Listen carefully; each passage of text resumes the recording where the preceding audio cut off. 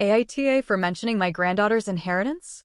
I think I'm being reasonable here, but my DL's family thinks I'm being an asshole.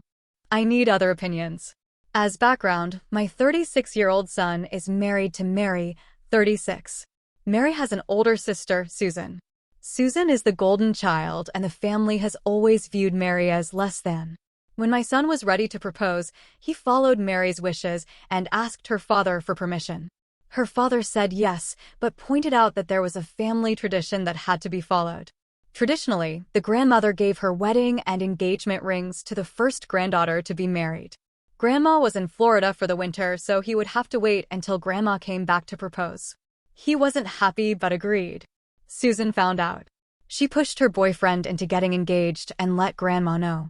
Mary's mom and Grandma told Mary that Susan would be getting Grandma's engagement ring, but since Mary's boyfriend had asked first, they would compromise and let Mary have the wedding ring. Both girls get married and eventually, Susan has 2 daughters, now 7 and 3, and Mary has my now 1-year-old granddaughter. Here's the question. At my granddaughter's first birthday party, Susan brings up the family tradition and explains that her daughters will split her mom's rings as she and Mary did with their grandmothers. Then she laments how terrible it is that my wedding set isn't diamonds because now my granddaughter will be forced to have my cheap rings. While my rings are not diamonds, they are far from cheap. However, that's not my family's tradition. While my granddaughter will eventually inherit my jewelry, I will not be giving up my rings before I die. I explained this and then said there was a much better alternative. My granddaughter could have my grandmother's wedding set if she wanted it. I was wearing them on my right hand, so I showed them to Susan and her mother. They both asked if those were real, since I don't wear diamonds much. I assured them that these were real diamonds. It is a very valuable set. Chaos ensued.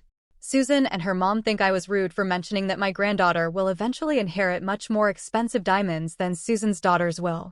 They think it's unfair that they will have to split a set while my granddaughter will get the whole set and a more expensive set. For the record, I am very unlikely to ever have another grandchild.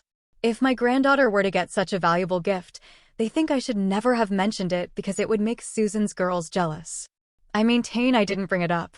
I only said something when Susan got pushy. Reddit comments and OP's replies.